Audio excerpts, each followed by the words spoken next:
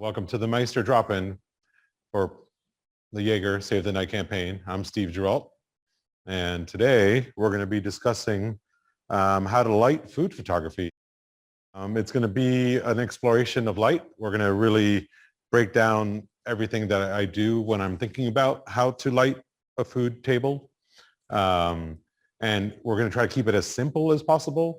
We're only going to be using one light source for this whole demo. And today, we're actually using our Garage Learning hard LED light. We also have the soft LED light, but we're going to be primarily using the hard LED light. It's a kit that you build yourself, and we teach you how to make your own LED lights. And it's also insanely powerful and an amazing tool. As an example, I set up this lovely continental breakfast table here for you. There's different shapes, textures, different levels of shine and sheen on things, matte versus glossy, liquids versus solids. So this is like you're really kind of like when you're shooting food photography, like bringing out those textures is a really important part of what we're doing. That's kind of your goal. You want to make it feel so real, like that you want to just go out and touch it and just grab it and eat the grapefruit. So for today's setup, we have our camera up overhead, the set. We chose this kind of textured gray surface. You know, as you see, it has a nice little bit of a texture. It's like kind of a light gray. I chose a range of bowls and shapes and sizes and textures as well. So we have like this cheese on a wood cutting board. We have this cheese grater, which are all very different textures compared to like the juices and the coffee in the middle and the grapefruit. And then we have little bits of red.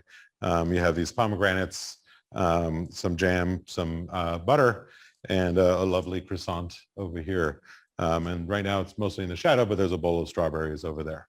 So I like to first set up, like the lighting doesn't matter to me at the beginning. First, more than anything is trying to get your composition together. As you see, it looks like, oh yeah, that must have been easy just to kind of throw together, but I'm going to throw it off on purpose for a second so you could see how weird things start feeling. So like if I move my coffee to be like dead center in the frame, that's like it's like a bullseye. It's like you're looking straight at that cup of coffee and I'll be like, oh, okay, well then it's like if I move this milk in there too, you know, now like there's this big dead zone over here. I'm like, oh, I can move the strawberries in. You know, and now once you start kind of rebalancing it, it's not so bad. I can move the fork and knife in a little bit. But it's like right now it feels a little jammed to me, you know. Maybe if I pull out this and maybe pull out this, you know, it starts giving you a little breathing room so that, you know, you really have to, I could literally do this all day.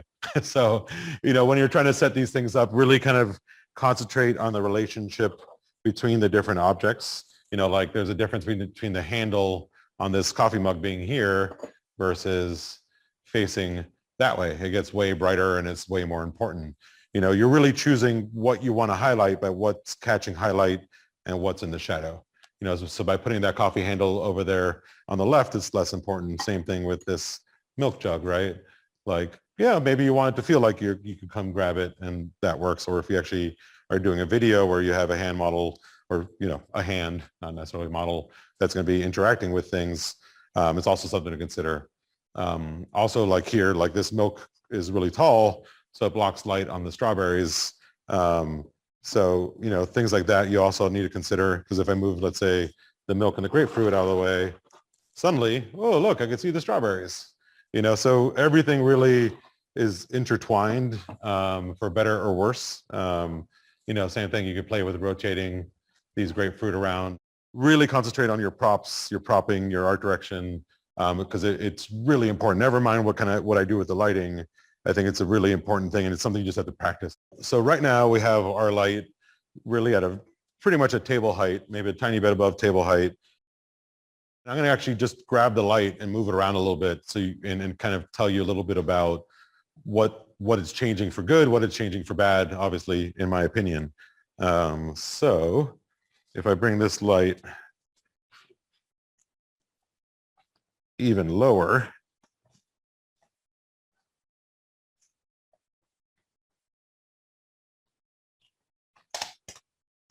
go. as you see here, the strawberries pretty much completely disappeared. The pomegranate seeds are just barely showing up because, this light is really just scraping over the surface. If you see my finger as I come under that bowl surface, it's gone, right? So, funny, and then now we're getting this weird shadow on the croissant from the coffee cup. Let's see, what else is going on here? The juice is actually kind of glowing in a nice way. The grapefruits got really dark, and the strawberries are non-existent. So now let's do a little more playing. And I'm going to go slowly here.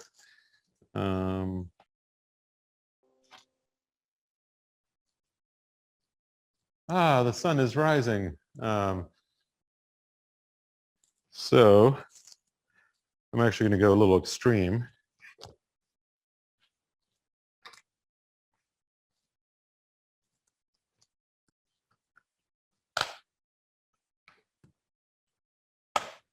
There we go. Then obviously the light is getting a lot brighter.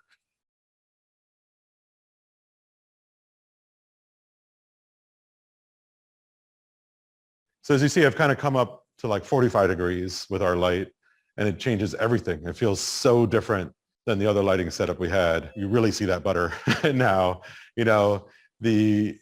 Obviously there's a lot more light hitting the strawberries and the milk and the grapefruit and everything, but we've kind of lost a lot of that shadow. What we did gain is now you actually see the color of the coffee there, which is a good thing. If, let's say, this was really the primary goal was the coffee here. And then the shadows just became this really strong graphic shapes. As you see, we're getting, I don't know if you'll be able to tell from home, but we're getting a little bit of a double shadow. See, there's a hard line, and then there's like a softer outer line glow there. That's because of the reflector on our light, because there's the light emitter itself, and then the reflector's there to kind of scoop up the light and kind of give you more brightness by doing that. But then it's causing its own shadow from the light that's bouncing off the reflector. So just to show you the difference, if I take off the reflector, see if I could do it midair here. There we go. And I'll turn up the power because you see how much power the reflector was giving you. There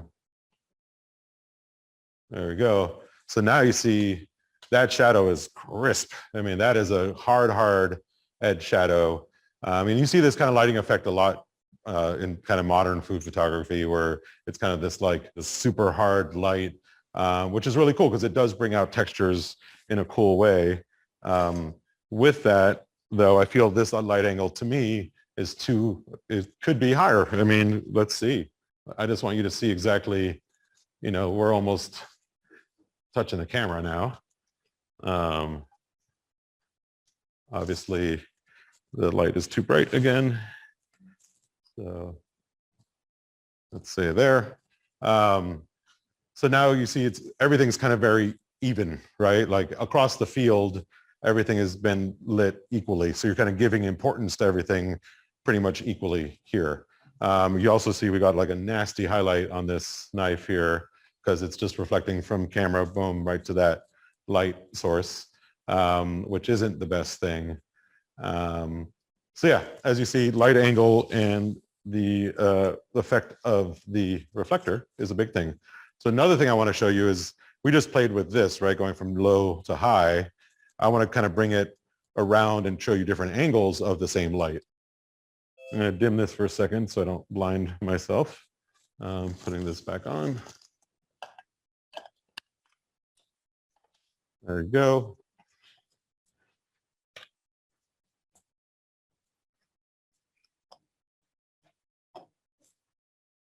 So you see there already, just doing that changes everything about the depth of this image, especially when the camera is overhead. You want to create as much depth and lighting as you can from top to bottom. So something to keep in mind. And as you see, like this here, the shadows kind of blend into each other a little bit. And actually, it's not a bad place for me to show you that same example. When I take this off again, you see those shadows, like look at especially on the fork, right? That's a great example. You see that how sharp that shadow is on that fork, which is really cool. It's actually a really beautiful thing if that's the look that you're going for. It's always up to artistic approach as far as exactly what you decide for which shot, you know. All right. So you see there how the fork shadow changed the second I put that reflector back on. So now let's look at what happens by just me walking this light around at different angles to this setup. And sometimes, you know, I actually do this because I think I know where I want the light to be from, but I'm like, oh, maybe it is better from, you know, over here, or maybe it is better. I'm going to give you guys good flare right there from over here. But, you know, coming from behind, from the side or from behind with food is traditionally what we're used to seeing. So, you know, somewhere back here, you could play with that. Now the grapefruit are more important than the cheese. The cheese is getting a weird shadow. So maybe, you know, somewhere in between. You know, it's weird because now you have to consider your setup and what's most important. So you see now from here, the grapefruit is super important, but the cheese is almost non-existent. You know, I could try to feather the light over towards the cheese a little bit. And that's still pretty nice. But the shadows, you know, kind of are hitting the food in weird ways. So I still actually really like where I started. I feel, and I think that's part of the fact that this is where the light was when I set this up. So I was kind of planning my lighting based on this position right here. But one thing to consider, you know, if I brought this light is also distance, right? So if I brought this light super close to here, as you see, the right side of the frame is super overexposed, but the left side of the frame is looking okay, and maybe a little overexposed still. So there are things you could do. One is what we call feather the lighting. So you actually like tilt it up a little bit so that the hot spot of the light is hitting more over by the cheese. But it's still, you see, it's still a little hot right here. There's things you could do by actually putting a card or something to block part of the light there. We have this huge flag, which I'll show you later when we get into softer lighting, you know, that you could bring in there and just isolate that little area that got too hot. You don't have to use a total solid black thing. You could use something that just softens it a little bit, a little piece of diffusion or something. Yeah, here, I got one over here. So this is like a silk that had a run-in with a hot light. So if I bring this in here, you know, it just softens the light a little bit on the right, and that butter is not blown out so much anymore. And same thing, you could actually just put something just to block the butter a little bit. You're like, oh, I want it to feel a little more moody and bring the people's attention to a different part of the frame. And these are all like decisions you're literally making. You know, like some might become subconscious as you do this more, but you know, for the most part, you're trying to think about like what will make this the most beautiful setup possible in lighting, in propping, in everything that you're doing. So it's, you know, it takes a lot of practice to get this to feel just right. So the next thing I want to show is, you know, we played a lot with this just hard light doing all the work here. And I think I want to get into diffusing light a bit. So I am going to bring in, this is a bit large for what most people might have at home, but honestly, you could use a curtain rod to hold some sort of fabric or whatever that works as a diffusion is fine. It doesn't have to be, you know, store-bought, you know, diffusion like what we have on this 4 foot by 4 foot blade frame. This is what this is called. So something to consider is the second you start diffusing light, you're going to lose some power too. So as you see, that was normally exposed before. So now I got to bring the light up a little bit more. This is where having a nice dimmable light is really great. If I turn on the right light, that's the wrong light. All right, there it is. So, and as you see here, like everything changed about this just by doing that. You know, the shadow on the fork is now just totally soft, but the fork is actually getting a really beautiful soft gradation in the metal. So it actually brought a good thing and a bad thing. This jam over here has a lot bigger kind of highlights going on. And here, the butter really got really important, because it's the closest to the diffusion panel. You could, the distance between the diffusion panel and your set makes a huge difference. So as you see here, I'm closer, and here I'm further away. I mean, it's a very dramatic difference. And what it's doing is, the closer the diffusion frame is to the hard light, the harder the light's going to get, right? We got our fork shadow mostly back, and then as I walk that closer and closer to set, it becomes super filled, and I could even get it. Pull this out for right now. So if I even tilted this a little bit, and actually I'm going to pull this C-stand out for now, and I bring it almost touching the camera right here. I should probably have a sandbag for that, but I don't have one right now. So as you see, it almost became like shadowless now, right? Like it's still directional. Like you still see on my hand here, right, that, I use my hand a lot as a lighting device. So as you can see here, there's still obviously light and shadow. It's a lot softer, and you see it's dark on one side and bright on the other side. But as you see, it's a lot hotter over here than it is over here. So that light is falling off really quickly. And you see our butter is completely blown out. So this is an example where using this black flag, well, it's hard for you to see it, this black flag down here, and I could just cut the light, just seeing that butter in the right side a little bit really helps kind of balance our exposure. But in general, I don't think this light looks as good with this diffusion panel so close to what we're doing. As you see, also the highlights on this jam got like really big, and like we lost that like crisp color. Same thing with the pomegranate seeds, like they're just like super glossy and filled, and they kind of lost that magic, and I feel like in general are like, it doesn't feel like we're as deep in our light textures. So I'm just going to back off this frame a little bit. And the hope with this is you kind of, what a lot of people are used to with food photography is the feeling of natural window light. So when you kind of get into using a diffusion panel like this, it's kind of what your goal is to try to mimic. And I feel like a lot of people love north light a lot, north light windows that face north, because it kind of gives you this nice, even, soft light. And you could use your windows at home. I mean, I think north and south light are amazing to work with. North light stays pretty consistent most of the day. South light changes and you get a lot more hard light kind of happening throughout the day. But something to consider. And I feel like, to me, this is still a little too soft. And like maybe the angle of my light is too high.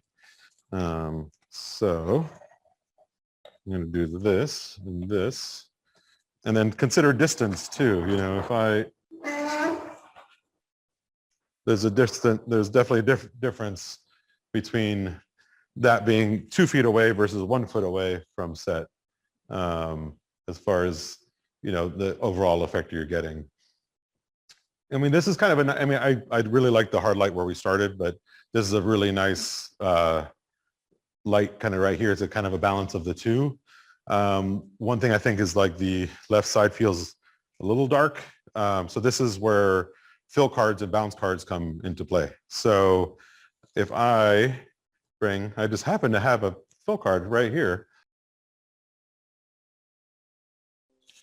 This is just a piece of foam core that's cut out, and you can cut this to any size you want. And as you see, as I put this in here, it really has a pretty, let's use that arm instead, dramatic effect on that croissant and how it looks, right? And even the angle of this, right? If I come up here, it now reflects on the plate that the croissant's on. If I come down low, it just actually puts like an edged light on that croissant from down below. So a lot of people just kind of throw a fill in there a lot of times, and I think it's important to really consider what your fill is doing, because it could be from a lot of different angles. It could come in from down here. Actually, let's say this cheese grater, we wanted to catch a little highlight on it. I'm trying to find where that is. My hand is great at that.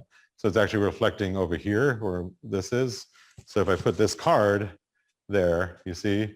Now the knife and that cheese grater are both under my control. I can really shape that light and decide exactly how much highlight I want those to have. The more I aim it into the main light, it gets brighter. The more I pan it off, it gets darker. If I use the black side, you still get a little reflection, funny enough, if I'm really into it. And that's the thing, white, like bounce cards don't have to just be white and black. We also have here what's called Florentine. So this is kind of a shinier material. And as you see here, it could really ping, woo, that could have a lot of power. But this same Florentine card used kind of further away over here could really let me bring just a little, actually I kind of like it back here maybe. You know, just to bring a little excitement to those strawberries over there. You know, what used to be the super dark part of the table, right? Now could have a little life to it. And then you'll have to find some sort of stands to hold your things. Obviously C-stands, which is what we use here, are really convenient. You can just get arms for your regular like little fold up light stands, which will work for a lot of this stuff, especially cards and stuff like that.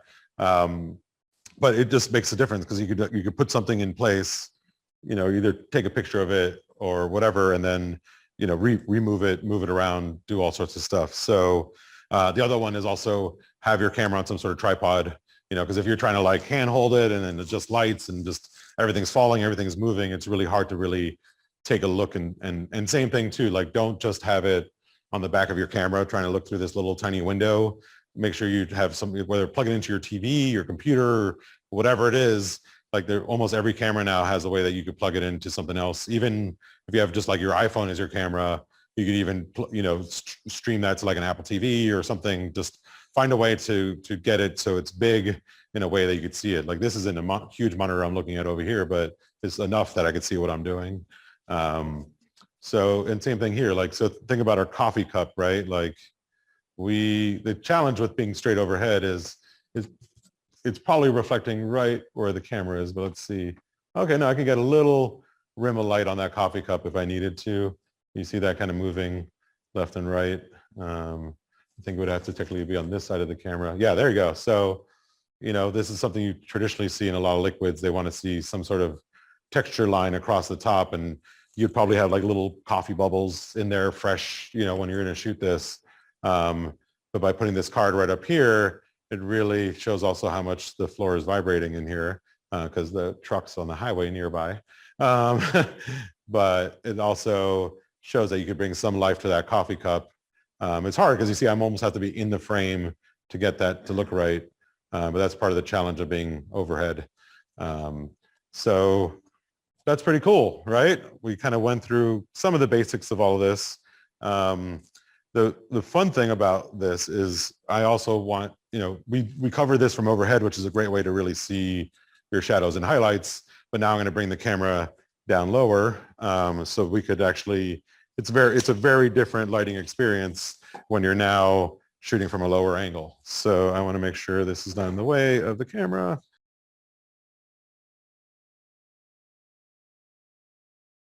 And you do not need a fancy camera robot to do the things that we do. They are fun though.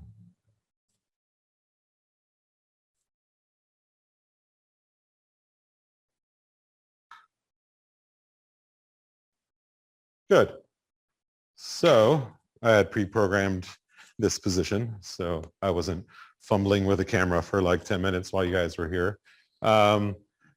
But the same setup looks so different here, right? So first of all, I'm just going to focus. I think the cheese in our current setup would be our hero unless we want to start just moving stuff around. Because isn't it weird now we're looking into like the butt of the croissant? You know, like that's really not the prettiest angle on that. This cheese grater is really important. The grapefruit angle is totally off now. Never mind lighting angle or anything else like that. And we lost our juice and everything else back here. So I think live, I'm going to rejig this shot a little bit with you and let's see how we make it a little better. Like I might want to see that side of the cheese is a little better. Maybe this is going to come over here more. Maybe it doesn't want to be upside down. The croissant which actually that's actually a good tip. Like when we're overhead, having raised platters like this, like that could let you bring things up and down a little bit because you can't really tell from overhead so much, is a great thing to use to make something more important, because obviously the higher it is, the bigger it's going to be in relation to your camera. So, you know, I think that's a prettier angle. And that these strawberries are totally lost back here now. So maybe I'm going to put some of our milk maybe back here. Yeah, we're going to make that less important back there. And I think our grapefruit could fit in there nicely. Our coffee cup, something like that. I really like those pomegranate seeds, but you see like at a lower angle, maybe we bring the grapes back here. Yeah, because those are really pretty. Let's bring those further in. Maybe you want to bring something taller in the back there. You know, maybe I'm just going to lose the grapes.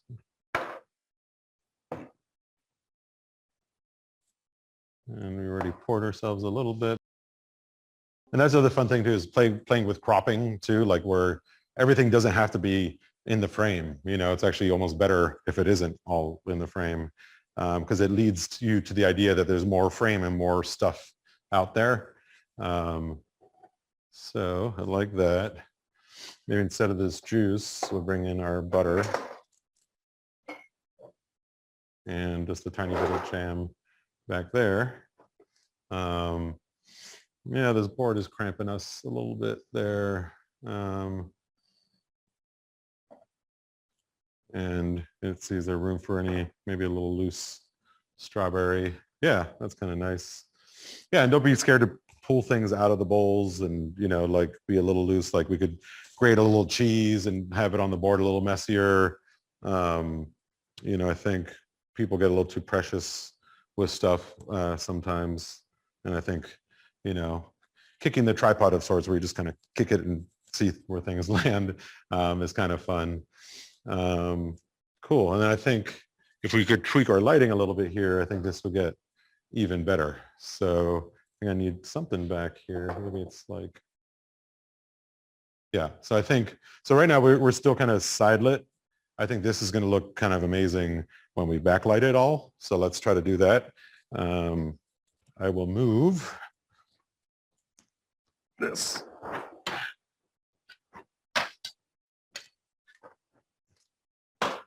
Remove that for now. Woo, got sunnier.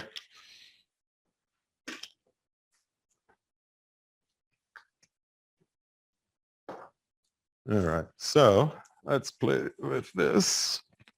I'm all tied up on here. Ooh, here we go. So, as you see, the morning light is now really streaming into our scene here. And it's a little too bright. We're really blowing out our sunshine. I mean, that's pretty good for the stuff in the front. The back, as you see here, the juice is really pinging us real hard right there. So I could either try to use the handle to break that up. No, that's not going to quite work. I'm just going to have to let me bring the light around a little more and maybe that'll help. So there it gets worse.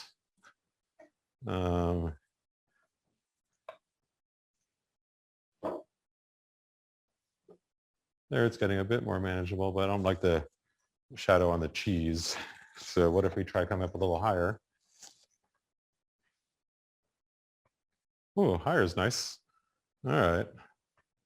It's just too bright right now, but let's see what that looks like once I bring the brightness down. And this was not rehearsed. You're seeing this live, guys. This is just what happens on shoots when we're doing this for real. So cool. So now, like, what's bothering me is that cheese is really, yeah, really bright. So if I can tilt it a little bit one way or the other or flip it. Ah, there we go. So that's so much better. We'll bring some of these strawberries back in. Maybe they're a little too funky. And another thing to consider too is like making sure the stuff that's wet is nice and wet. So there's actually an old Zeiss lens cleaner bottle that I filled with water because it's a great sprayer, and just like spray your fruits and stuff to get you, well, it's an okay sprayer. Same thing, the grapefruit, you know, which will kind of keep that sheen kind of going on stuff. Things dry out under the sun, under the lights a bit. Another thing obviously to consider too, here I'm at 5.6 on this 50 millimeter macro lens, is like, what if I was wide open and I wanted a more shallow depth of field, and let's say the coffee was my focus, right? You know, that brings another layer of romance to this shot. Another thing to consider, especially with coffee, is if you want to see the hot steam of the coffee, you really need to have light coming kind of from behind, backlighting it, and usually a harder light. This will give you an idea because you see how you can see that mist pretty clearly. That would be the same, like all steam is tiny, tiny mist. So just to give you an idea of what that would do.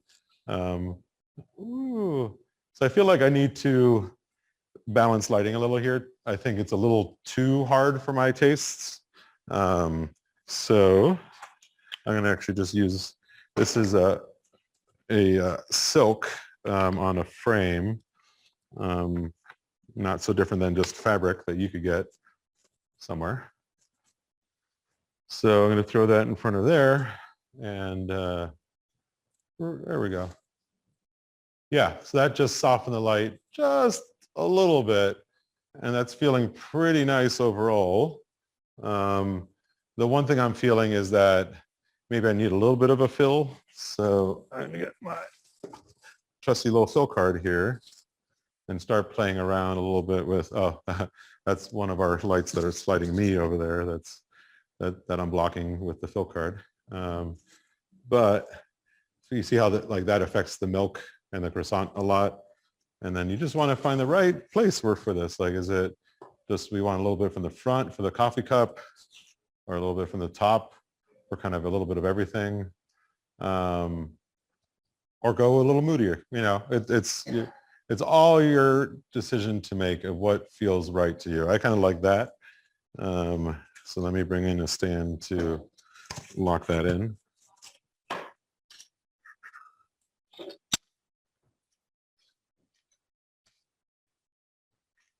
And, you know, this is all just me, one person. One person could do this whole thing. You don't need to have a whole team if you have the time, right? That's the thing.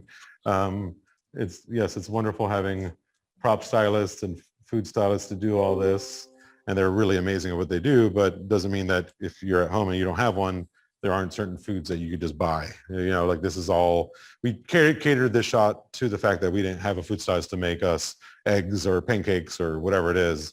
You can still make really beautiful shots with what you have access to that still looks really beautiful. We happen to have an amazing croissant shop just downstairs. So now I might want to just actually add just back a little more light and make it a little sunnier. And then here, you know, I could be tweaking forever. Another thing to consider is you might want to throw in something soft, like a napkin, like here that I have here, just to give you a little bit of a soft touch.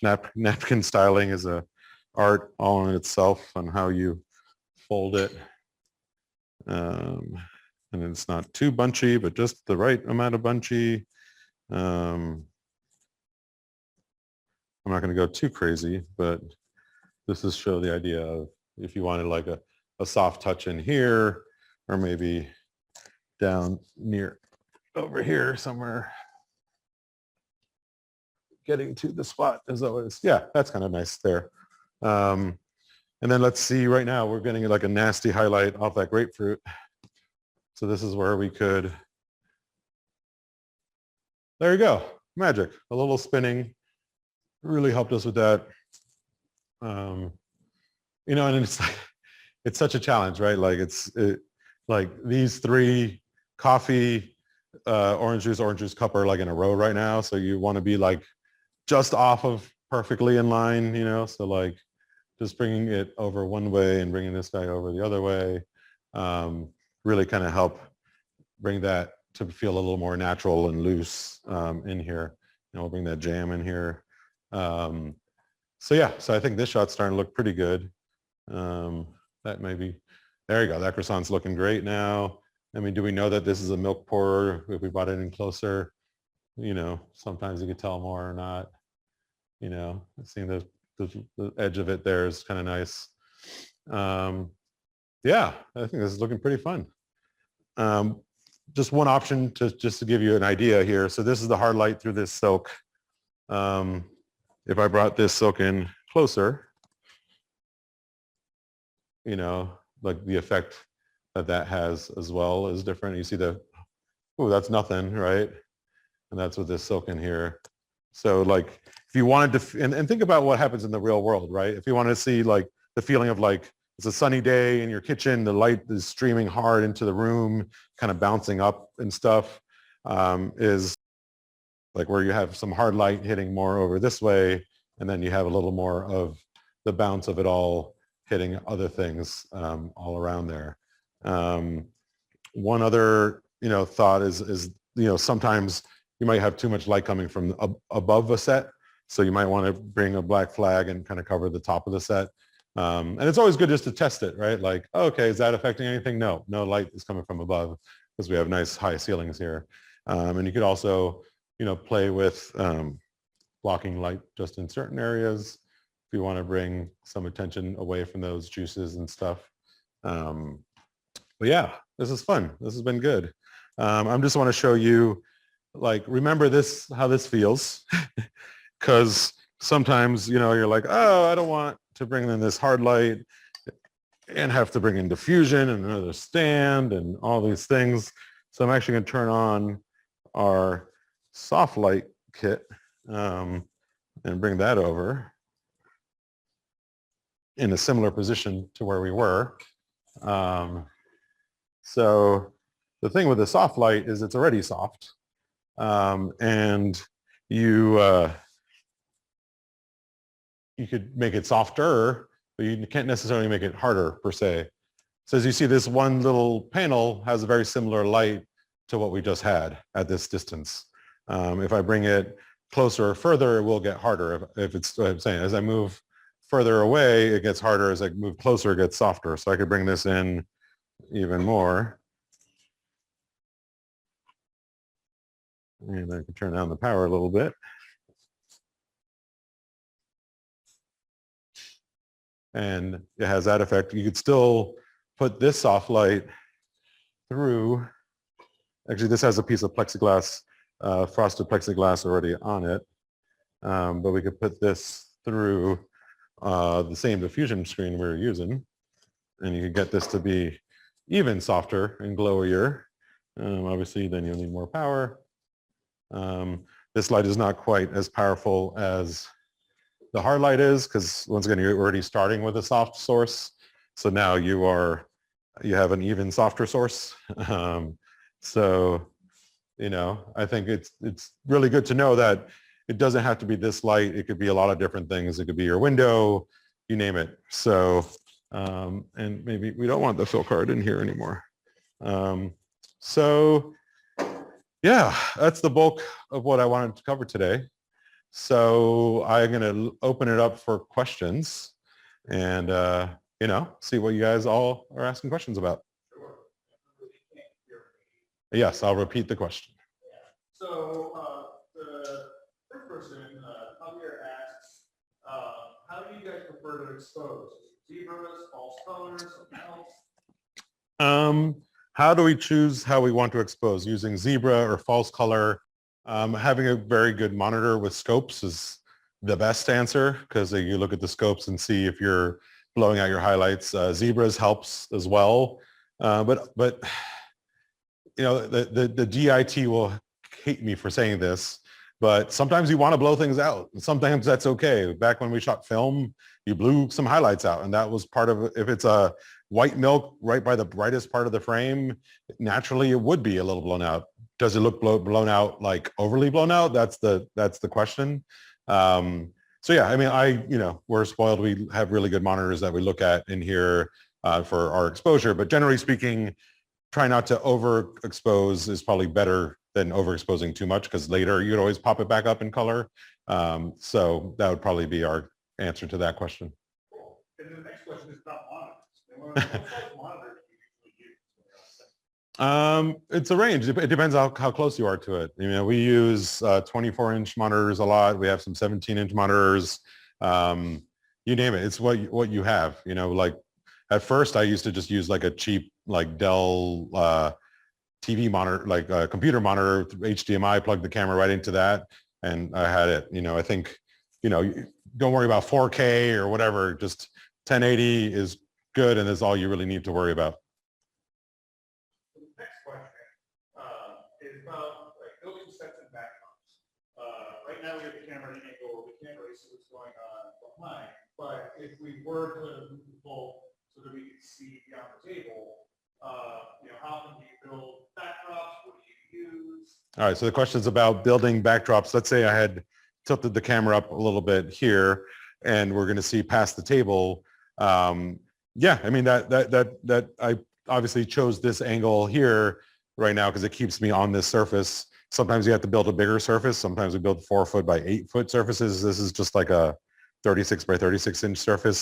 If it wanted to feel like a long table, but let's say you wanted this to feel like a breakfast tray and you're inside a room, then yeah, you either have to make a wall, or use a wall in your house if you have it, or we have these flats that we bring in, or foam core we bring in, that you could just put like wallpaper on, or you could paint just a piece of wood. It depends, once again, it comes down to what mood are you trying to set? Where are you trying to say that this is happening?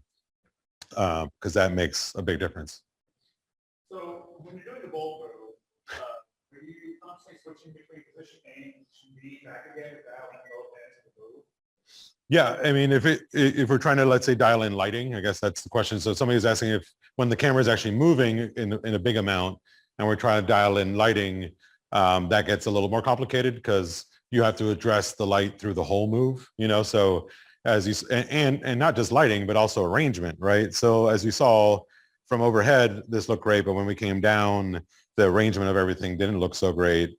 So that's something you have to really keep in mind, and you have to kind of bounce it between the 2 points. So even if you're just using a slider and let's say coming in and out through a shot, you got to keep in mind what that's going to look like all the way through that shot. So yeah, it just, right now we pretty much were looking at still photos today, but if you were really moving the camera through things, it just adds that much more layer of complexity. And that's a place where you might need to sometimes change light in the middle of a shot where, and getting really smart about how you do that too. So let's say we had this one main light source and we started coming down, you could get to a point where like, oh, there's a dark spot in the middle of the move. Well, that dark spot, you have a fill card that's helping you just at that moment, just the way that the light's reflecting and stuff. But no, in our advanced lighting for motion control class that we're going to have, this is what we're going to cover, because it gets really complicated if you're looking at something from this side. And let's say, imagine I had to orbit all the way around to the other side without causing a shadow from the light and making sure that the food looks amazing from every angle. So it definitely gets complex. And I think, yeah, the more you could just kind of bounce the move back and forth and see it go up, down, and kind of tweak both prop positioning and light positioning to kind of find the sweet spot for both. Well, then kind of adding on that, someone wants to know, do you often program lighting changes where you put light for the diffusion modifier on the bolt, roll bolt back to the shot? Yeah, I mean, sometimes we use, well, the bolt stays the same, but sometimes we'll use a separate robot to move the light in conjunction with the bolt so that, let's say right here, if I was going to come around this way and get close to, let's say, where this light is looking this way, then the light would be really flat from camera. So, but if the light rotated with me, then you have the same level of texture and quality without bumping into the light and running into like a dead zone of bad light. So yeah, using light movers is great. It don't have to be robots. You know, I've seen people put lights on dollies. I've seen people just use the arm on a C-stand to just kind of like do an arc over, you know, with the light that way. There's a lot of ways I did it before I had robots to do it as well. This is a good one. Someone's asking, how would you solve that vibrating copy reflection problem on the day if the client complains? Yeah, that is something we've been dealing with. We have found that putting cushion between the table and the floor is one way to do it. So basically something to absorb those vibrations.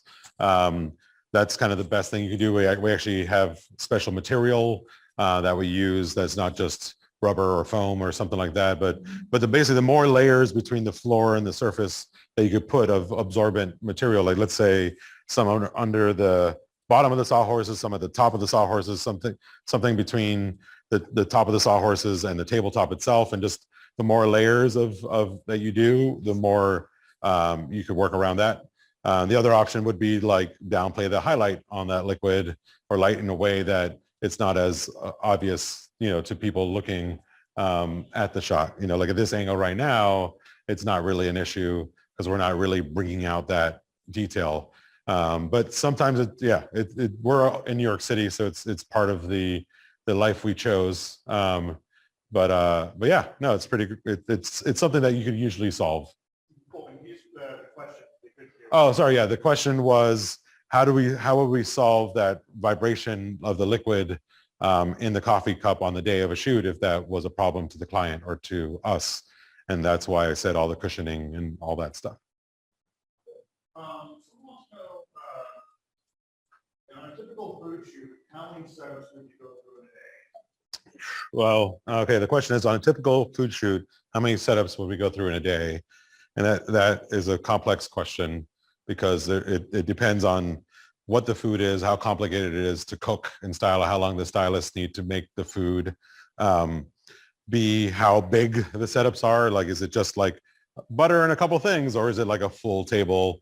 So it really depends. If it's, let's say, simple food setups, let's say like a pasta dish and a meat dish and a whatever dish, and you're kind of just concentrating on like one plate with a few things, we could probably do at least 10 of those in a day, like 1 an hour for a 10-hour day. If it's something super complex, we might just do 2. So it really, really depends. And even more if we're getting into like fancy camera moves and light movements and all that stuff, because the more time, the more that we need the time to make all those things perfect, not just the food and the lighting.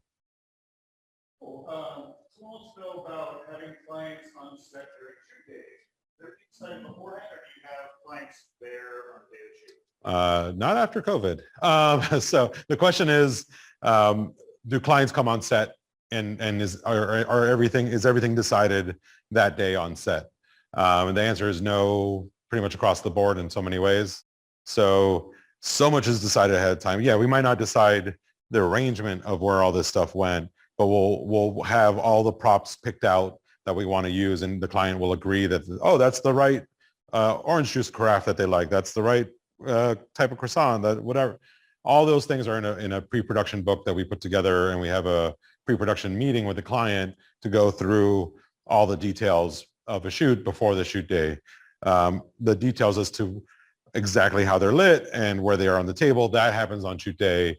And nowadays it's more remote clients over Zoom that we do a video feed with them. And usually me as the artist will arrange the setup with our stylists and be like, hey, this is where I like it. And then open it up for them to have questions. Because if they're driving too much of the creative, it gets really complicated, you know? So, it's a mix. Make sure you're prepared and also make sure that you're ready to pivot if needed. And then thinking about, making decisions in advance. Someone wants to know if you use 3D to previous things, or you lean on mood boards, or what's your process? So the question is, how do we prepare in advance? So we always have storyboards on every shoot. So I'll sketch a horrible little thing, and a storyboard artist will take that and make them look pretty.